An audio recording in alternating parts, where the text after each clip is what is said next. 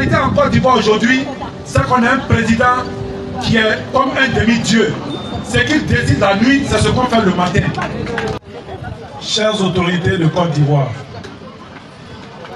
chers ministres de la République de Côte d'Ivoire, messieurs les ministres-gouverneurs, vous qui signez si facilement les ordres pour casser les maisons et les magasins des gens, monsieur le président de la République,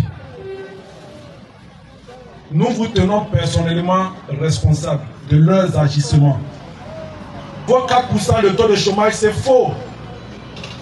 Tous nos petits frères sont à la maison. Les mamans sont obligées de s'occuper d'elles et de nos papas qui sont malades ou au chômage.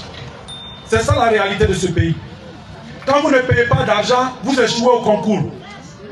Quand votre enfant est malade, ce n'est pas la CMU qui soigne les gens, monsieur le président. La CMU ne règle rien.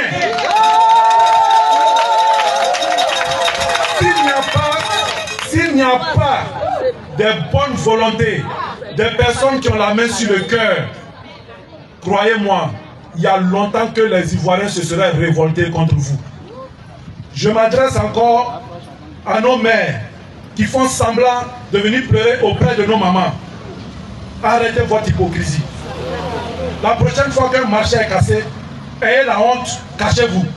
Combien d'immeubles ont poussé en zone 4?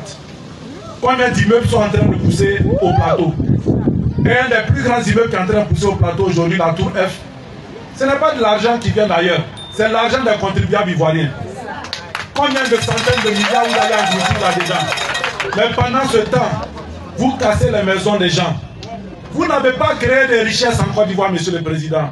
78 milliards de dollars de PIB, oui, mais ce n'est pas aux Ivoiriens que ça revient. C'est distribué entre les multinationales. Et vous le savez. Le FAFSI, dont Mme Ouattara est la marraine, nous voulons que vous veniez à la télévision pour nous dire clairement quelles sont les conditions pour y accéder. Quelles sont les conditions pour obtenir cet argent-là? Toutes nos mamans ici pleurent. Qui suis-je? Quelle fortune j'ai pour pouvoir les soulager personnellement? On est fatigué, la population est fatiguée. C'est pas nous seulement la population, c'est tout le monde. On ne peut pas marcher à nos frais. 2000 francs ne peuvent pas marcher. 5000 francs ne peuvent pas marcher. Où allons-nous? La population a faim. La population, c'est pas nous seulement, c'est toute la population qui a faim. On est fatigué. Il n'est plus question qu'on se taise. C'est un peu comme ça ils ont fait en 2010. Et puis, nous tous on sait ce qui s'est passé.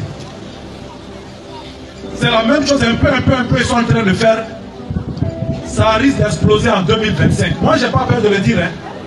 Pendant que les supporters d'un vieux sont en train de s'entraîner, les supporters de l'autre vieux disent, nous aussi on est prêts, et ça va se passer dans les quartiers, ça va se passer à Abidjan, ça va se passer dans les villages, ça va se passer dans les brousses.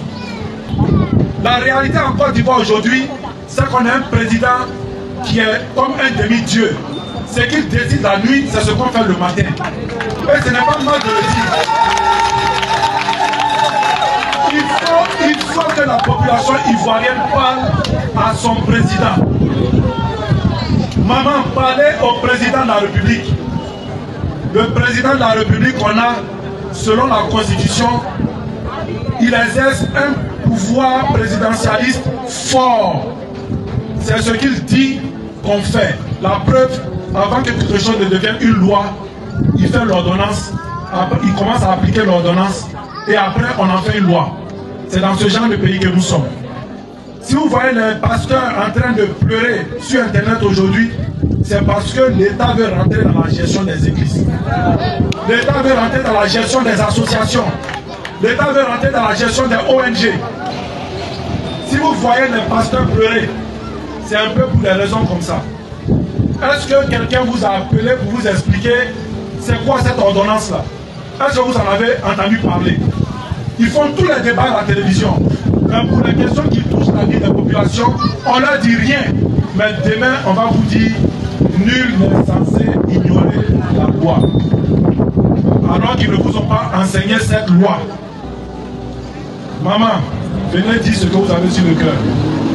Nous sommes nous mettons la caméra, notre français caméra. Vous m'excusez, comme je ne parle pas une autre langue locale à part le malinké,